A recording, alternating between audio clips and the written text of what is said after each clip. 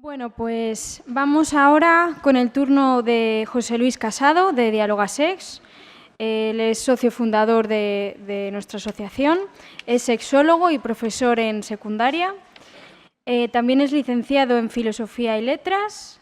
Y bueno, además de trabajar en la educación y en nuestra asociación, trabaja como sexólogo clínico en Senso y en Ginemédica. Fue presidente de la Fundación Triángulo durante los años de 2003 a 2006 y ha colaborado en proyectos de cooperación para el desarrollo sobre prevención de VIH y SIDA y derechos sexuales y reproductivos en América Latina. Actualmente trabaja en nuestra asociación Dialogasex, pues con cursos para profesionales de la educación sexual y ofertando pues talleres a diferentes colectivos y entidades, como es en el caso que ahora, del que nos va a hablar, que es la educación sexual con las familias, como uno de los colectivos imprescindibles para trabajar la educación sexual. Así que nada, os dejo con él. Muchas gracias, Lara, y gracias a todas y a todos por vuestra asistencia. Yo, antes que nada, en nombre de Dialogasex, quería agradecer la gran acogida que han tenido estas jornadas. Veo que el tema interesa bastante, me alegro mucho. Nosotros, como sabéis muchos, Dialogasex es una asociación que se formó a finales del año 2014 y uno de nuestros puntos fuertes era la educación, porque además de ser sexólogos y sexólogas, muchos de sus miembros somos docentes, somos educadores. Una de las cosas que teníamos en nuestros estatutos es fomentar la educación sexual en diferentes ámbitos, decíamos formal y no formal, a todo tipo de colectivos, niños, jóvenes, mayores, mujeres, LGBT, discapacitados, personas con enfermedades crónicas, etc. Y la verdad es que nos apetecía mucho hacer unas jornadas de este tipo de educación sexual, porque yo creo que es muy necesario que nos sentemos a hablar sobre un tema tan trascendental como es el de la educación sexual y que lamentablemente está tan dejado de la mano y está tan poco trabajado. Precisamente lo hemos titulado así, una asignatura pendiente, porque creemos que es un tema muy poco desarrollado. Bueno, ya en lo de los currículos educativos ya ni hablo, ¿no? Es un tema sobre el que se hace una educación sexual muy de batalla, muy que cada uno hace lo que puede. Yo lo veo en los institutos, ¿no? Que realmente la gente no está concienciada sobre lo que tiene que hacer. Entonces, a mí me gustaba que hiciéramos unas jornadas de estas en las que hablemos de sexología y de pedagogía, o de pedagogía con sexología, como queráis. Es decir, reflexionar sobre cómo debe ser un modelo integrador de educación sexual, un modelo en el que el sexo o la sexualidad sea un valor en sí mismo, que considere el sexo como una construcción personal de los seres humanos. Entonces, yo voy a hablaros un poco de la educación sexual con las familias. Bueno, más que una ponencia lo considero una comunicación, porque me gustaría contaros un poco la experiencia que tenemos en Dialogasex sobre este tema, que me parece que las familias son un punto importantísimo porque son, digamos, el primer elemento educativo en el que están los niños, ¿no? Y es indispensable trabajar siempre con las familias. Podríamos preguntarnos o hacernos la pregunta de ¿a quién corresponde la educación sexual? Porque este es un tema muy debatido, ¿no? ¿Quiénes deben ser los sujetos de la educación sexual? Y yo, para empezar a hablar de ese tema, os había traído aquí algo de lo que ya nos ha hablado algo Efigenio, de los formatos de la educación sexual. Aquí podríamos hablar de un formato informal, es decir, sin forma, en el que cada uno hace lo que puede. Este formato, por ejemplo, es el que hacen los padres con los hijos. Son intervenciones sexológicas, pueden ser buenas, malas, pero lo importante es que se hacen constantemente. Es decir, no hay que infravalorar este formato porque se hace constantemente. Los padres, quieran o no, siempre están interviniendo educativamente. Luego tendríamos el formato semiformal. Alguien va a un sitio, a un instituto, a un centro cívico, da una charla. Puede ser una serie de charlas, pueden ser unos cursos, pueden ser unos ciclos. Ahora se llaman talleres. Entonces, es una forma, esto de ciclos y talleres es una forma de ampliar el concepto este de charla. Y luego tendríamos lo que es la educación sexual formal. De esto hablaba Efigenio, una asignatura optativa de educación sexual. Esto, de momento, es un sueño, no existe en nuestro sistema educativo. Y yo os diría que a falta de una asignatura formal, una asignatura optativa de educación sexual, el sistema este de ciclos, el semiformal, nos es de mucha utilidad y es el que más resultados está dando actualmente. La verdad es que es el más fácil de llevar a la práctica. Uno va a un sitio, pues da unas sesiones de educación sexual, da unos ciclos. Por cierto, ya que vamos a hablar de padres, hay quien opina que los padres no hacen más que estorbar. Yo lo he oído, en este tipo de ciclos o de talleres, que los padres no deberían imponer el modelo de educación sexual. Yo estoy de acuerdo, los padres no deben imponer modelos porque estamos los profesionales de la educación para ello, ¿no? Sin embargo, yo creo que trabajar con las familias educación sexual es inexcusable. Hay que hacerlo, es obligatorio. Porque tened en cuenta que las familias están interviniendo constantemente en la educación sexual, aunque no lo quieran. En la educación sexual cada uno tiene su papel, desde las familias es importantísimo, es inicial. Las familias tienen mucha más influencia de lo que creen con determinados gestos y con determinados silencios también, lo que se dice y lo que no se dice. Nosotros tenemos una experiencia actualmente en el Instituto Río Duero, de Tudela de Duero, donde ya este es el tercer año que estamos realizando unos ciclos, llevando a cabo unos ciclos de educación sexual. Es una experiencia muy interesante porque está además apoyada por el Ayuntamiento de Tudela de Duero, financiada y apoyada por el Ayuntamiento, que está muy interesado, y coordinada por el Departamento de Orientación del centro, que por cierto está aquí Rosa, la orientadora del centro, que es un poco también el alma de esta experiencia de educación sexual, que nosotros pretendemos que sea una experiencia integral, una educación sexual integral. ¿Qué quiere decir esto? Pues que intervenimos con los alumnos, es una experiencia que va de primero a cuarto de la ESO, es decir, toda la ESO, toda la educación secundaria obligatoria.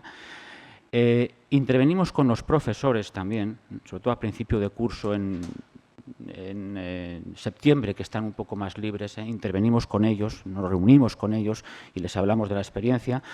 Por cierto, que yo me quedo sorprendido de la buena respuesta de los profesores del Instituto Río Duero. Yo cuando voy en septiembre y veo que está la sala llena de profesores, vamos, casi se me caen las lágrimas, porque yo soy profesor y sé cómo funcionamos, ¿no? Entonces, bueno, la experiencia, me gusta mucho la respuesta que tienen. Y luego intervenimos con los padres también. Damos al menos 2 sesiones con los padres. Es decir, si nuestras intervenciones se realizan en el ámbito escolar, tenemos que ser conscientes de que nuestro trabajo tiene que servir para que el profesorado haga también su trabajo y las familias hagan también el suyo. Es decir, no intervenimos para que dejen de hacer eso que dicen los padres. Bueno, como ya les dan educación sexual, pues nosotros ya nos liberamos de esta tarea, de esta carga. No, es justamente para implicarles. Como os decía, en educación sexual cada uno tiene su función. Y nosotros entendemos el concepto este de corresponsabilidad dentro de la educación sexual. Además, nos gusta hacer siempre un planteamiento progresivo y transversal.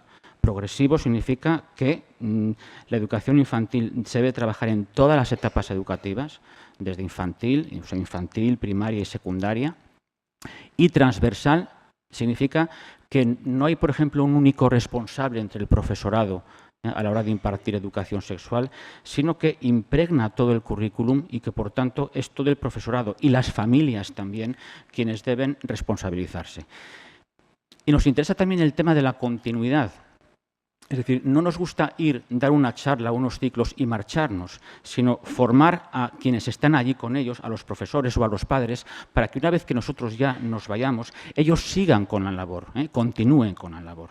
Por tanto, como os decía, nos parece muy oportuno plantearse 1 o 2 sesiones con las familias. Ojo, no para pedirles permiso, sino para informarles de lo que vamos a hacer. Además es muy interesante porque yo recuerdo la primera reunión que tuvimos con ellos iban con una idea un poco extraña, pero claro, los chicos llegan a casa y les cuentan las cosas a su manera. Y les empiezan a hablar de que nos han hablado de masturbación y demás, y los padres se asustan mucho. Entonces luego van a la reunión con nosotros y nosotros les explicamos el contexto en que les contamos todo esto y el contexto de nuestro programa y de nuestros objetivos, ¿no? Y ya, pues, en fin, se quedan un poco más tranquilos. Pero como digo, nuestra misión no es pedirles permiso, y yo creo que uno de los motivos importantes de implicarles o de reunirnos con ellos es implicarles en la educación sexual de sus hijos. Como dice el cuento árabe, repartirles los camellos también a ellos, ¿eh? Y además fomentar el diálogo entre padres e hijos. En el encuentro pues se les informa, se les presenta la actividad, les presentamos detalladamente los objetivos que tenemos con ellos, los contenidos, la metodología, para que también ellos formen parte del proyecto, ¿eh? Queremos integrarles en el proyecto y además nos ofrecemos como un recurso más, una herramienta más y, por tanto, les invitamos a que nos tengan siempre como recurso para poder consultarnos. ¿Qué les preocupa a padres y madres de la educación sexual de los hijos? Pues os puedo asegurar que muchísimas cosas, a veces incluso hasta se agobian un poco, ¿eh? Por ejemplo, el tema de cuándo hay que empezar a hacer educación sexual. Algunos tienen claro, algunos y algunas tienen claro de que hay que empezar desde que el niño o la niña nace, ¿eh? Nosotros incluso les sorprendemos al decirles que no, que incluso ya antes de nacer, cuando ya sabemos si lo que van a hacer es niño o niña, ya empiezan a crearse unas expectativas, unos condicionamientos sociales y psicológicos que luego van a derivar en una crianza diferenciada. Entonces, ahí ya empieza también la educación sexual. ¿Cómo contestar a sus preguntas? Otro tema que les preocupa mucho, ¿qué les decimos? ¿Cómo lo hacemos? ¿Y si no preguntan? Porque a veces no preguntan tampoco. Tenemos que decirle nosotros cosas. ¿Debo dejar que me vean desnudo o desnuda? Y si le veo o la veo tocándose, los niños se tocan, exploran. A veces miramos con ojos de adulto lo que hacen los niños. ¿Y si toca a un amiguito o a una amiguita? ¿Hay que comprarles juguetes de niño o de niña o da lo mismo? ¿Cómo llamamos a los genitales? Cuando les expliquemos todo esto, el tema del lenguaje es muy importante, ¿no? ¿Qué lenguaje utilizar? Tengo que tener la famosa charla de sexo, esto de sentarle, a ver, hijo, hija, te voy a hablar de estas cosas y demás, ¿no? La famosa charla. Tengo que darles condones ya cuando son adolescentes y muchas más preguntas, ¿no? Por ejemplo, ¿cómo puedo explicarles lo que no me explicaron a mí? O tengo que saber con quiénes salen o qué hacen en las redes sociales. O tengo que darles una educación protectora o permisiva, permisiva o ser protectores con ellos. Bueno, yo siempre suelo decirles que no cunda el pánico. Por ejemplo, los padres y las madres no son sexólogos ni sexólogas y además no tienen por qué serlo. Cada uno en su papel. Lo que sí debemos tener presente siempre es lo que no sabemos, es decir, conocer cuáles son nuestras limitaciones, hasta dónde llega la información que tenemos. Es muy importante también distinguir siempre entre lo que son hechos, lo que son suposiciones y lo que son opiniones, y quedarnos siempre con los hechos, procurar atender siempre a los hechos. Y aunque no somos sexólogos ni sexólogas, siempre hay que responder a lo que nos preguntan, nunca engañarles. Y es que una respuesta puede ser no lo sé, o no estoy seguro, o ya me enteraré y demás. Eso es una respuesta también, pero hay que responderle siempre. Luego, el tema de ofrecer a nuestros hijos y a nuestras hijas un buen modelo. Mirad, el 75% de la educación sexual es gestual, no verbal. Quiero decir que a veces no deben angustiarse demasiado porque los padres no hablen de estos temas con sus hijos. Lo que sí tiene que preocuparles o de lo que sí que tienen que preocuparse es de ofrecerles un buen modelo como pareja, por ejemplo. A veces los padres y las madres dejan de aparecer como pareja ante sus hijos y los niños aprenden por imitación, ¿no? Y, es decir, no se besan delante de ellos, no se quieren delante de ellos, no se dan afecto delante de ellos. Y los niños enseguida jubilan a los padres y madres como pareja cuando no los ven, ¿no? Entonces, el modelo que se ofrezca, el modelo por imitación es muy importante. Y eso es educación sexual también. Y luego, pues hay que transmitirles la idea de la sexualidad como valor, lo decíamos antes. Es decir, la sexualidad no es una simple conducta, como se ve en los medios de comunicación cuando se habla de sexo. Es una vivencia. Es una vivencia que además pues implica a todo nuestro ser. ¿Esto qué significa? Pues que hay que tener un enorme respeto por la biografía personal de cada uno. Es decir, por cómo vive cada uno el hecho de ser sexuado. La biografía personal de nuestros hijos también. Una forma, por ejemplo, que a mí me gusta de trabajar con los padres es empezar por una lluvia de ideas sobre sexualidad. Es decir, ¿qué palabras se les viene a la cabeza cuando hablamos de sexualidad? Por supuesto, también se respeta a quien no quiera decir nada. Y además se les dice que es un juego. Es decir, que además de las palabras que digan, hay más palabras. La realidad es mucho más compleja que todo eso. Pero es muy interesante además para romper el hielo con ellos, porque además pues, vamos viendo el modelo de sexualidad que tenemos o que manejamos. Y otra cosa que me gusta mucho hacer con ellos es que expliquen cuál es la sexualidad o cuál es la educación sexual que ellos recibieron. Porque si se supone que ellos tienen que educar a sus hijos también en esto, ¿qué modelo recibieron ellos? Es decir, ¿qué intentaban transmitirnos con el modelo que recibimos de educación sexual, si es que recibimos alguno? Es lo que queremos transmitir también a nuestros hijos o a nuestras hijas. Es una forma de ser autocríticos y ver qué mensajes queremos transmitir. Ojo, no tenemos que dar por hecho que todo lo que hemos recibido han sido mensajes negativos o que siempre hemos recibido silencio. Hay que recoger distintas posibilidades y seguramente que en nuestra educación sexual hemos recogido cosas interesantes también. Otra cosa que hay que tener en cuenta cuando se trabaja con padres y madres es pues, ver también en qué etapa evolutiva se encuentran sus hijos. No es lo mismo trabajar con padres y madres de niños pequeños de 2 o 3 años que con padres y madres de adolescentes. Entonces, aquí quería hacer un pequeño repaso por el tema de las etapas evolutivas.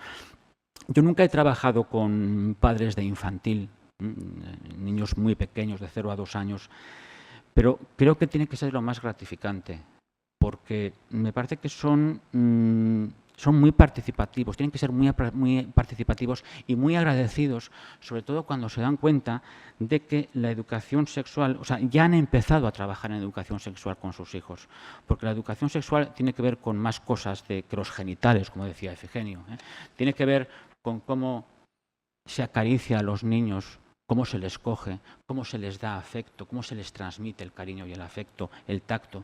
Todo esto es educación sexual ya con los niños pequeños. Es decir, se puede hacer educación sexual sin saber nada de la próstata, por ejemplo. Y ellos agradecen mucho pues, el hecho de que de repente sepan que están haciendo educación sexual y les digo a veces en broma, bueno, en broma no, en serio, lo que pasa es que suena un poco mal, que a los niños hay que tocarles. Iba a decir apaga la cámara. Bueno, a los niños hay que tocarles. Porque, por ejemplo, cuando están en esta etapa en la que es tan importante el apego, la transmisión de los afectos a través del tacto, pues facilita los vínculos afectivos, el aprendizaje y el desarrollo sexual. Bueno, os hablo aquí del apego, os hablo de que empiezan a haber caracteres sexuales ya a nivel biológico, es decir, es una sexación puramente biológica. Lo que ocurre es que ya empezamos a tener una percepción también distinta del bebé, si es niño o si es niña, y como os decía, empieza a haber una crianza diferencial. Es decir, hay una diferencia básica, biológica, entre hombres y mujeres, pero luego hay una situación psicosocial que la potencia, que potencia esta diferencia. Los niños, por supuesto, tienen su erótica, tienen su sexualidad. A veces no sabemos qué hacer con la sexualidad de los niños, pero tienen su erótica. Lo que pasa es que la erótica de los niños es muy corporal, no es genital, es mucho más corporal que genital. Y a veces, el problema es que a veces accedemos a su sexualidad, a esta sexualidad infantil, con criterios de adultos, y esto es un error. Bueno, en esta etapa, como decía, además, pues aparece el apego. Es decir, los seres humanos nacemos muy indefensos, necesitamos crear vínculos con con las personas que nos rodean, vínculos sociales y afectivos, y normalmente el apego son esas relaciones especiales que el bebé establece con la persona con la que le cuida, con la que más se relaciona, que no tienen por qué ser el padre y la madre, pero lo importante es que las figuras de apego son pocas y el apego es mutuo sobre todo. Bueno, como os decía, este apego facilita la supervivencia, la salud física, la salud física y psíquica, y por eso en esta etapa el contacto físico es imprescindible con los niños y con los bebés. Bueno, en la etapa esta de 2 a 6 años suele aparecer un problema que es el problema de los celos. Sobre todo, bueno, aparece un hermanito, una hermanita. Los niños no les cuesta mucho comprender, o es muy difícil para ellos comprender que tiene que compartir el afecto de los padres con un hermano o una hermana. Entonces el problema de los celos es un problema a veces bastante complejo. Aparece la curiosidad sexual. Empiezan a hacer preguntas ya de 2 a 6 años. Lo importante no es lo que se les responde, lo importante es la disposición a responderles, el carácter y la forma en que se les responde. Yo no soy muy partidario del tema este de la cigüeña, porque yo respeto mucho las cigüeñas, pero las cigüeñas son las cigüeñas y pertenecen al National Geographic, ¿no? Nosotros somos seres humanos. Entonces, bueno, vale, pues se les puede hablar, yo qué sé, de semillitas. Papá tiene una semillita, pero mamá también tiene una semillita, no es una maceta, ¿no? Y lo que pasa es que yo me pregunto, y dejo así la pregunta abierta, cuando los niños preguntan, por ejemplo, pues eso, de dónde vienen los niños o por dónde salen los niños, nosotros les respondemos con biología. ¿Los niños están preguntando por biología o están preguntando por otras cosas? Bueno, igual hay que explicarles, no solamente hablarles de biología, sino que hay también que hablarles de, pues del cariño, de la complicidad de papá y mamá, del placer, de los juegos entre ellos y demás, ¿no? Es decir, igual hay que hablarles de algunas cosas más. Bueno, entonces la curiosidad sexual, son muy curiosos. Por cierto, aparecen ya los modelos sexuales de imitación, es lo que os decía antes, es decir, los niños aprenden por imitación, generalizan en base a los modelos que ven y el padre y la madre sobre todo, en esta primera etapa de 2 a 6 años, el padre y la madre, pero también los cuentos infantiles que leen. Y como os decía, a veces muchos niños ya jubilan a los padres como pareja porque no los ven como pareja erótica, los ven como padres, no les ven besarse, etc. Entonces, es muy importante aquí el tema de mostrarse y darles un buen modelo como pareja. Y en cuanto al tema de la identidad sexual, ya diferencian la identidad sexual. Lo que pasa es que en esta primera etapa de 2 a 6 años la diferencian más por los roles que por los genitales. Además, los niños son los reyes de la lógica. Es decir, si cambias de roles, cambias de sexo. Bueno, en estas etapas les recomendamos a los padres de que no tienen que frustrar su curiosidad, es decir, siempre hay que tener una buena disposición para responderles, incluso, como decía antes, aunque sea, no lo sé o no estoy seguro, porque la falta de respuestas desde esta edad temprana ya convierte a lo sexual en algo prohibido, en algo que debe ocultarse. Y ya veremos cómo lo sexual se puede llevar al ámbito de la intimidad, pero no de lo prohibido, no de la prohibición. Como os decía, no hay que ver con ojos de adultos lo que hacen niños y niñas. Somos sus modelos, no tenemos que aparecer ante ellos como nada, sino que como somos, sin fingir ni caretas. Hay que intentar también superar este esquema de la pregunta-respuesta, porque a veces hay cosas que no preguntan y nosotros podemos ampliar un poco, ir un poco más allá. A veces no preguntan lo que quieren preguntar y hay cosas que no preguntan, pero que nosotros podemos intuir que deben saber. Y responder hasta donde sepamos, con naturalidad. Mentir está feo y ellos enseguida lo captan, que les estás mintiendo. Entonces, como os decía, como no somos sexólogas ni sexólogos, esto se lo digo a los padres, ¿no? Pues responder hasta donde podamos. Bueno, y el tema de llamar cada cosa con el nombre adecuado. A ver, hay que intentar ya utilizar con ellos un lenguaje un poco neutro. Luego ellos van a aprender pues, un montón de sinónimos, algunos ridículos, otros groseros o despectivos, pero la forma de hablar con ellos con naturalidad es que ellos también accedan a un registro un poco más neutro de lo que es la sexualidad. Pene, vulva, vagina, testículos, etcétera, ¿no? Sin eufemismos ridículos, como os digo ahí, como que si la uchita, el pito y demás, ¿no? Y sin nombres pues groseros o despectivos. Y luego lo que os decía, llevar la sexualidad a la esfera de la intimidad, no a la esfera de lo prohibido. Y siempre, siempre al educar, ya desde muy pequeños, tener en cuenta todas las orientaciones sexuales, el tema de las diversidades de que hablábamos, ¿no? Heterosexuales, homosexuales, transexuales, distintos tipos de familia. Alguien me dice, ¿y cómo vamos a hablar a los niños de homosexuales y demás? Pues son palabras. Bueno, es muy sencillo. A un niño pequeño se le puede decir que hay niños que tienen novia y niños que tienen novio. Y esto si uno se lo explica de una forma natural, los niños lo van a entender de una forma natural, porque son muy naturales. Lo que pasa es que ya desde pequeños a veces les transmitimos nuestros prejuicios, ¿no? Bueno. Ya en la etapa de 6 a 11 años, pues podríamos decir que comienza la primera madurez. Ya han superado o han resuelto los problemas de celos, y aparece la moral sexual. La moral sexual es útil, es decir, nuestra sociedad sería imposible sin la moral. De la misma forma que no podemos ser asexuales, tampoco podemos ser amorales. Podemos ser inmorales, pero no amorales. Entonces aparece la moral sexual. De hecho, yo siempre le digo a los padres que toda familia tiene derecho a proponer unas normas y unas pautas a sus hijos.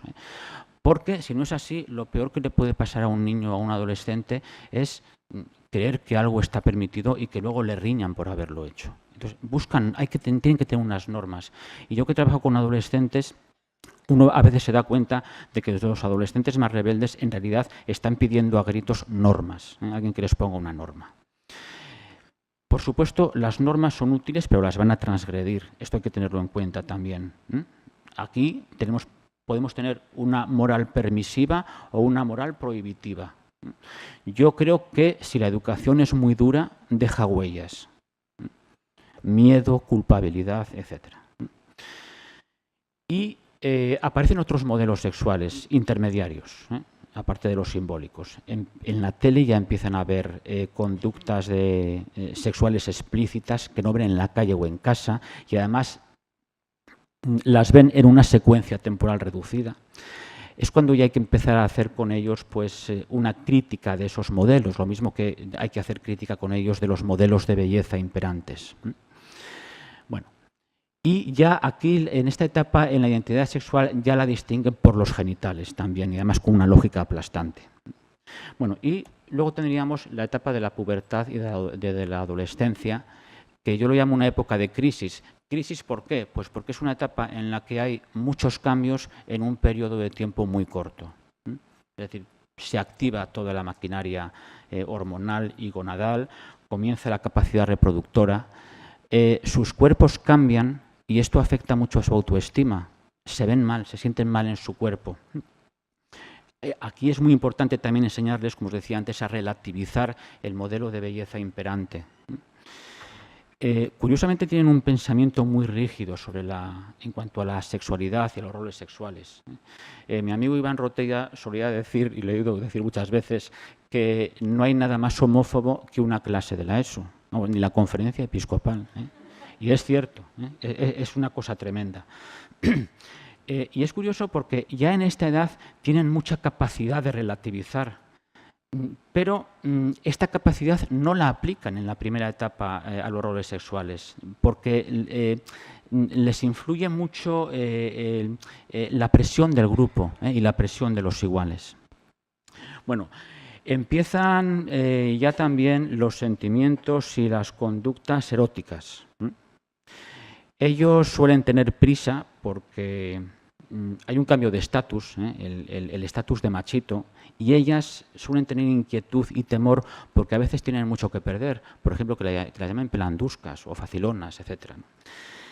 Es muy curioso porque yo creo que aunque el rol masculino está en crisis, este rol de machito está bastante en crisis, sin embargo, no hemos encontrado una alternativa. El machito está muy denostado, pero a veces ven que es el que se las lleva luego de calle. Entonces ahí bueno, tenemos un problema. A veces la realidad es más sexuada y salvaje de lo que creemos. Y por supuesto el tema del enamoramiento. El enamoramiento, que es un sentimiento psicosexual que se empieza a producir ya en la pubertad, se suele definir como un estado de enajenación mental transitoria. Percibes a la persona enamorada como alguien totalmente distinta al resto del mundo, y esto os aseguro que es por sustancias que segrega el cerebro. O sea, es una cosa bastante fuerte y real, ¿no? No es un sentimiento, es una emoción. El enamoramiento no puede durar mucho, porque es una emoción bastante fuerte. Y luego cuando acaba, pues suele venir dos cosas, o la ruptura o el amor, que ya es un sentimiento. El enamoramiento no correspondido suele ser el primer palo a la autoestima de los adolescentes. Lo suelen pasar bastante mal, tienen que aprender a gestionar esta frustración que les genera este enamoramiento no correspondido, y bueno, es un aprendizaje que tienen que hacer. Bueno, todo esto y mucho más es un adolescente, por supuesto. Es una época muy complicada. Yo creo que los adolescentes, en fin, son un grupo de riesgo y si no se educa, pues pueden llegar a ser muy vulnerables. En esta etapa, pues nosotros solemos decir a los padres que las normas que les demos deben ser siempre muy razonadas. Es decir, hay que señalarles lo que se considera mal, pero ofreciendo explicaciones y razonamientos. Ellos exigen este tipo de explicaciones. He dicho antes que el tema de la moral sexual, que empieza la moral sexual, hay que procurar no transmitir una moral diferenciada para niños y niñas, para no caer en el sexismo que nos rodea en nuestra sociedad. Transmitirles siempre una concepción muy positiva de la sexualidad, siempre con tolerancia y con respeto hacia todas las formas de expresar la sexualidad. Y enseñarles, como os decía, también a hacer crítica. Ya pueden hacerla con los modelos sexuales que aparecen en medios de comunicación. Por ejemplo, ¿dónde están los que no son tan guapos y tan guapas? ¿O dónde están los hombres y mujeres homosexuales? ¿O las personas con discapacidad? ¿O los que ya cumplieron los 30 o 40 años? ¿O los que se aman pero no se casan? Todo eso, pues ellos pueden hacer crítica, tienen capacidad ya para ello. Y como os decía antes también, no dejar cosas en los cajones, o sea, no quedarnos solos con sus preguntas, sino abrir más puertas. Esto me parece que lo comentábamos ayer, el tema del aprendizaje significativo, lo que ellos saben, lo que necesitan saber, lo que quieren saber y lo que necesitan saber, pero que no preguntan. Entonces, hay que abrir esos cajones también cuando se habla con ellos. Bueno, nosotros en Dialogasex quería hablaros también de un programa que hicimos el año pasado de atención a la diversidad sexual y familiar con las AMPAs, las asociaciones de madres y padres de alumnos de Valladolid. Trabajamos aproximadamente con 14 AMPAs de la ciudad y queríamos llevar el tema de la diversidad sexual y familiar también desde la familia, porque nos interesaba tratar este tema con padres y madres y queríamos evitar con esto violencia por exclusión, por motivos de orientación sexual y de identidad de género. Nos pareció muy importante trabajar, como digo, estos aspectos porque los padres y madres son los modelos, los primeros modelos de referencia en el mundo de los niños, y si ellos no ven estos modelos de tolerancia, luego va a ser muy difícil que los aprendan. Luego también detectamos que hay muchos casos de adolescentes homosexuales, de niños y adolescentes transexuales, y hay que trabajar mucho con las familias este tema. Es un tema bastante delicado. No se trata de que enseñemos a los padres y madres grandes discursos sobre la diversidad sexual, porque, como digo, no son especialistas, sino de que, por ejemplo, cuando hablen, intenten incluir a todo tipo de personas. Y además que intentemos no transmitir estereotipos. Lo hemos dicho en estas jornadas. No existe ninguna forma de ser heterosexual, homosexual, bisexual o transexual, sino que podemos hablar de homosexualidades, heterosexualidades y diversidades, en definitiva. Este tipo de frase de los homosexuales son, o los gitanos son, o los catalanes son, esto transmite estereotipos. Entonces, cuando se habla con los adolescentes, con los niños, hay que intentar no transmitir estos estereotipos.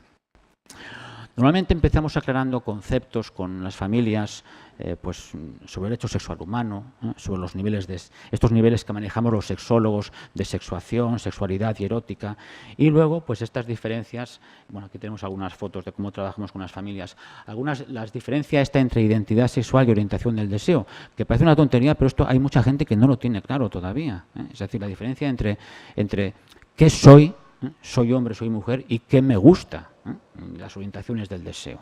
Entonces, esta diferencia es muy importante que se entienda bien para entender las cosas que vamos a explicar después. Las orientaciones del deseo, además, les explicamos que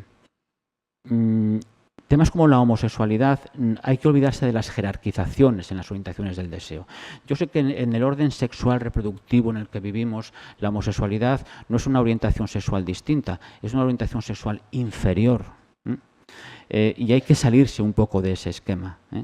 Precisamente trabajar la diversidad consiste en salirse de ese esquema y entender que existen muchas formas de expresar el deseo erótico y todas son tan válidas y tan importantes. No hay ninguna jerarquía en todo esto. Aprovechamos, bueno, y el tema de la transexualidad, por supuesto, que esto a veces les cuesta un poco más de entender. Vemos que, por ejemplo, la gente va un poco a piñón fijo. Dice, bueno, a ver, si ha nacido con genitales masculinos, es hombre. Y si es hombre, le tienen que gustar las mujeres. Y lo que se salga de eso ya no es normativo y es raro. No. El sexo es mucho más diverso que todo eso. No podemos quedarnos con ese esquema tan binarista. También aprovechamos para recordarles cuestiones sobre la orientación del deseo erótico, como por ejemplo que la orientación del deseo no se define por las prácticas que se tienen, sino por lo que sentimos. Ahí os pongo que la orientación del deseo es la atracción hacia otra persona que incluye no solamente lo sexual, incluye lo emotivo, lo romántico y lo afectivo. Todo eso incluye. Y que además las prácticas sexuales no pertenecen como tal en exclusividad a ninguna orientación sexual concreta. Yo a veces les pregunto qué creen que hacen dos chicos homosexuales en la cama, por ejemplo. Bueno, pues hacen exactamente lo mismo que una pareja heterosexual. Hacen lo que les gusta y lo que les apetece. Puede ser penetración o no, puede ser sexo oral o no, y seguramente que son caricias y cariño y demás. O sea, los homosexuales no vienen de Marte. Las cosas que hacen no son distintas a las que hace cualquier pareja heterosexual. Les hablamos de los mitos sobre las personas homosexuales también. Esto es un debate que suele ser muy interesante con los padres y madres. Esto de ser homosexual no es natural. Este segundo, en España es ilegal ser gay y lesbiana. Diréis que, hombre, es muy obvio, es evidente, todo el mundo sabe que no es ilegal. Pero este punto a mí me gusta para que reflexionen sobre que hasta no hace tanto, estoy hablando del franquismo y de finales del franquismo, aquí sí que era ilegal y había cárceles para homosexuales. Y no solamente eso. En nuestra sociedad, aunque hemos avanzado mucho desde el punto de vista jurídicamente y desde el punto de vista de derechos, a mí me parece que el espacio público sigue siendo heterosexual. Todavía hay mucha gente, más de la que nos gustaría, que dice eso de, bueno, yo respeto mucho a los homosexuales, pero cuando tengan que hacer sus cosas, besarse y eso, que lo hagan en su casa, no en el parque delante de mis hijos, sino en la calle, en su casa o en sus guetos. Es decir, el espacio público sigue siendo heterosexual. Y no digamos en los institutos. Yo en mi instituto veo pues parejitas heterosexuales de chico y chica, pues dándose piquitos y demás. Todavía no he visto a dos chicos que estén haciendo eso, porque en el momento en que dos chicos lo hagan, los machacan. Les llaman de todo, les ponen motes de todo tipo y seguramente igual hasta el director les dice que sean más discretos. Ese espacio sigue siendo heterosexual también.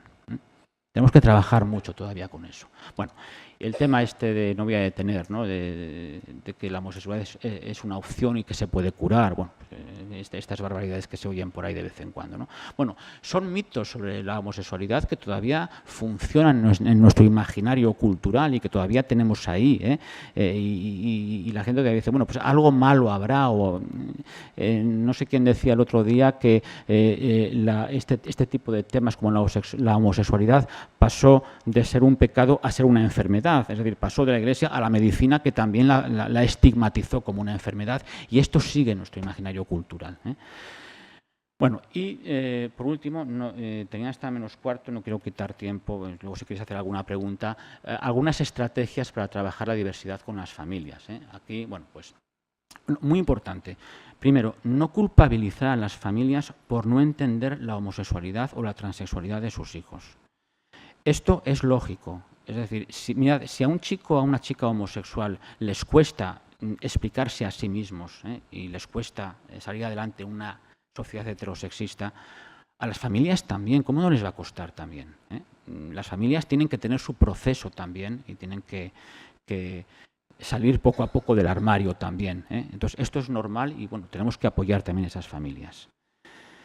Por supuesto, la diferencia entre la orientación y la identidad, que son cosas diferentes y que aparecen en momentos diferentes. No confundamos una cosa con otra, porque a veces hay mucho lío también con esto. Muchas veces, os pongo ahí, no va a depender de los padres que sus hijos o hijas sufran. Sin embargo, bueno, ya sabéis que los niños son muy crueles, pueden insultarles por cualquier otra cosa, por todo. Eso no depende de los padres y madres. Pero en este caso de la diversidad sexual, esa aceptación por la familia de la diversidad sexual es el mejor apoyo que la familia les puede brindar. Es importantísimo para que ellos se sientan apoyados y no se sientan solos. También intentamos que la familia reflexione sobre esas ideas preconcebidas que tenemos sobre la orientación y la identidad. Que por supuesto el tema de los estereotipos, no existe ninguna forma específica de ser heterosexual o homosexual o bisexual, sino que hay tantas como personas, como vivencias de la sexualidad. Es muy importante contribuir a crear ambientes seguros en el entorno familiar. Es el primer entorno de estos chicos, homosexuales o transexuales, y tienen que tener entornos seguros en la que esté permitido esa expresión de identidad de género. Todavía, yo lo he visto en familias transexuales, pues eso, pues que el padre pega al hijo o a la hija porque se pone pues ropas del sexo no sentido. Entonces, tenemos que crear ambientes seguros también en las familias. Y luego, flexibilizar el género, es decir, cuestionar y repensar qué consideramos como masculino y femenino. Estos modelos de masculinidad y feminidad van evolucionando y cambian mucho con el tiempo. Bueno, y como resumen, cuando hablamos de sexualidad, esto lo hemos repetido muchas veces, tenemos siempre que hablar de algo más que de coitos y de reproducción. Es decir, entra dentro de la sexualidad cómo nos vivimos como mujeres, como hombres, qué es lo que deseamos, qué es lo que nos da placer, besos, arrumacos, caricias, todo esto es la sexualidad. Por eso ya os decíamos que a los sexólogos no nos gusta hablar de educación afectivo-sexual, porque creemos que dentro de lo sexual está todo esto, está todo lo afectivo y cabe todo esto. Porque si no, si hablamos de afectivo-sexual, nos reducimos lo sexual solamente a lo coital, y lo demás es lo afectivo. No, dentro de lo sexual cabe todo. Bueno, aquí lo dejo. Si queréis hacer alguna pregunta o alguna cuestión.